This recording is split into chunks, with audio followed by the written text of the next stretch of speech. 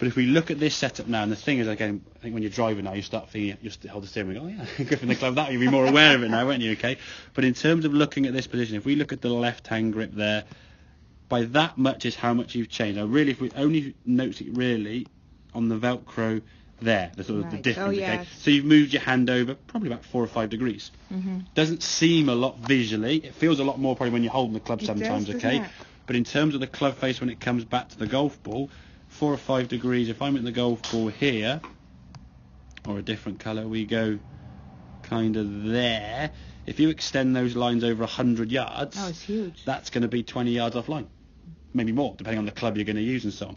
So therefore, you're always going to start maybe trying to aim further left or change a swing or do something. So always, when the ball's going in a misdirected shot to the right, we said the same when you're driving, isn't it? When the ball's going right, just check your setup. Always go back to what you can check and what you can adjust. So don't try and change the swing if no one's there sort of checking whether you're making the right change. Because if you start changing the swing, you're going a different path this way, and then you've got 2 wrongs making a right. The ball might go straight, but it's going to be 1 in 10 or whatever, okay?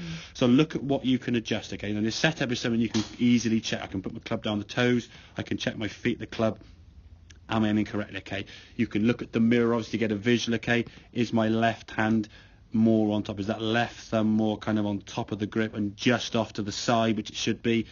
Then we can check that, okay? So we can always eliminate potentials. If the ball is then going offline when you're on the range and you go, okay, my setup's great, my grip's perfect, I'm striking it good, but it's just going to the right, I would then suggest, rather than keep hitting the same shot over and over again and trying to maybe adjust things, perhaps go back to maybe some old videos that might sort of encourage some of the reasons why it was, or just do some small chip shots or do some putting. Don't keep it in the same shot over and over again, encouraging that fault, because practice makes permanent. You with 100 golf balls with a fault, it's going to be an ingrained fault with the next time, isn't it? Yeah. So I would suggest, and I'm pretty confident I'd say, if the ball starts going right, or in the other case left, okay, you'll be identifying either the grip, the body setup, or something. And I think your grip is going to be something you're always going to be having to be aware of. I don't know, it could be for the rest of your golfing career, or it could be the next fight, it could be 6 weeks, it could be anything, okay? It's just something you keep creeping around, because I think your instinct tells you want to put your left hand a little bit more over there, and you can see when you're holding, open your fingers up there now, you can see, so now open the fingers up, there you see, and you'll see your thumb now wants to sit more on this side. What I was trying to do then was say,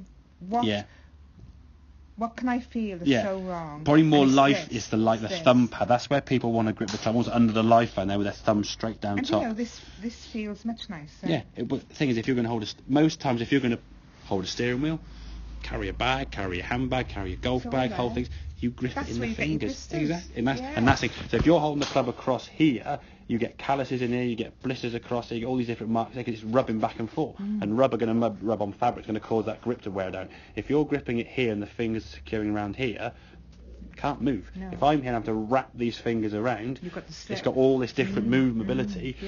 Your club's twisting all over the place. So always be checking that grip, okay? It could be something you might MOT once a month, okay? I know when more for me. Well, yeah, I mean, as you're playing more, the more you play, it might happen more frequently. They say MOTs every 10,000 miles or a year. If you're driving 5,000 miles, a year's enough. If you're driving 20,000 miles, it's probably every 6 months. So depending on how much golf you play or how many shots you're going to hit, you might say, okay, right, once a fortnight or whatever it may be. Or as and when it starts becoming a bit more of an issue on the shots going off to the right there. So always just keep on top of that to make sure I know where that grip needs to be, and just be aware, okay? It doesn't seem to be a massive change of how much that grip's gone over. I think you can see there's just a bit more Velcro there.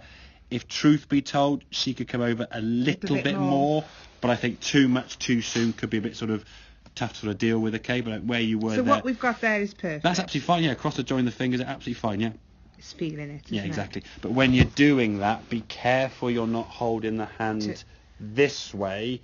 Try and hold the hand a bit more in a sort of, again, how does your hand hang down from your shoulders? Sort of hangs drop. It doesn't sort of hang around this. So don't hold it here and then try to, because then the grip's going to be a bit. Have my hand in the right it's going to be awkward, first, and you'll get what we call the long thumb.